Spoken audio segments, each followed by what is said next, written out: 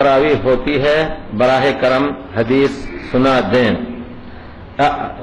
حدیث جو ہے مکے کی حدیث یہ ہے کہ مکے میں 20 رکعت نماز صرف حرم پاک میں ہوتی ہے، صرف مکے کی دوسری مسجدوں میں، ہماری خود مسجد ہے، ہمارے بچے الحمدللہ سب حافظ ہیں، 4 بچے وہی تراویح پڑھاتے ہیں، دوسری مسجدوں میں 8 3 11 رکعت ہوتی ہے بس۔ دوسری تمام مسجدوں میں، ریاض کی تمام مسجدوں میں 8 3 11 ہوتی ہے۔ کوئی اگر 20 پڑھا دے تو پڑھا دے، لیکن خال سننے میں نہیں آتا ہے۔ تو مکے میں صرف کیوں رکھا گیا؟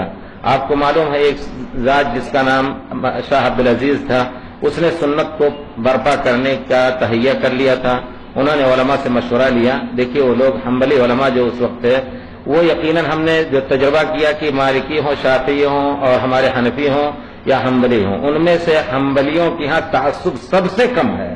یعنی کہیں حدیث ملا، ہم خود جب ثانوی میں وہاں پڑھتے تھے، ان کی کتاب میں ہے کہ نیرین یعنی سورج اور چاند کی طرف چہرہ کر کے یا پیٹھ کر کے پیشاب پیخانہ جائز نہیں ہے۔ استاد حنبلی بہت مشہور، انہوں نے کہا کہ یہ مسئلہ حدیث کے خلاف ہے، حدیث میں کہیں نہیں آیا ہے، صرف قبلے کی طرف پیٹھ یا چہرہ کر کے پیشاب پیخانہ کرنا جائز نہیں ہے، رد کر دیا انہوں نے، حالانکہ وہ ان کے کتاب، ان کے مذہب کی کتاب ہے۔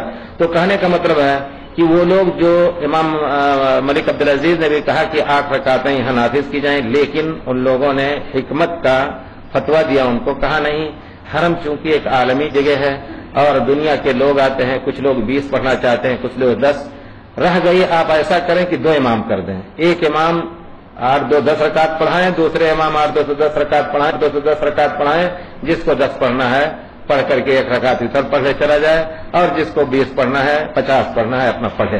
تو یہ حکمت کی بات ہے، اس وجہ سے حرمین شریف میں اور اس کا وجود کوئی بری چیز نہیں ہے۔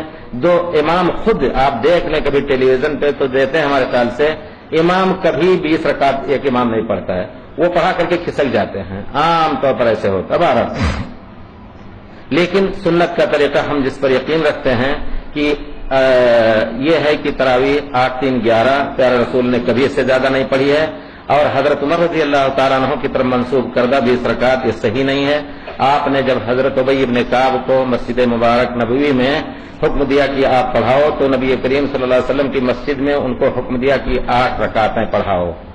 کسی وقت حضرت ابی بن کعب 36 رکعت پڑھا دیتے تھے، یہ ثابت ہے قیام اللیل مروزی وغیرہ سے۔ تو مسئلہ اس سے یہ نکلتا ہے کہ اگر آپ کی طبیعت حاضر ہے، اگر آپ صرف 8 پڑھ کر کے چلے جا رہے ہیں 8 3 11، تو انشاءاللہ سنت رسول اور فضیلت قیام اللیل من قام رمضان ایمانا واحتسابا، وہ آپ کو فضیلت حاصل ہوئی۔ لیکن اگر کوئی شخص مزید پڑھنا چاہتا ہے تو یہ نہ عقیدہ رکھے کہ 20 ہی سنت ہے۔ 20 سے اب مجھے نہیں یاد آتا ہے، میں اپنے طور پر اتنے دنوں سے وہاں ہوں، کبھی زیادہ کیا ہے کبھی کم کیا ہے، لیکن 20 کبھی نہیں پڑھی ہے میں نے، یہ یقین کر کے کہتا ہوں اتنا جان بوجھ کر کے کہ 20 صرف کبھی نہیں پڑھی ہے میں نے زیادہ کیا یا کم کیا۔ تو ہم اس پر یقین رکھتے ہیں کہ جائز ہے زیادہ۔ آپ 8 پڑھ کر گئے، پھر آپ کی طبیعت میں آیا، گھر میں بیٹھے ہیں، شروع کر دیجیے کچھ پڑھنا، کوئی حرج نہیں ہے۔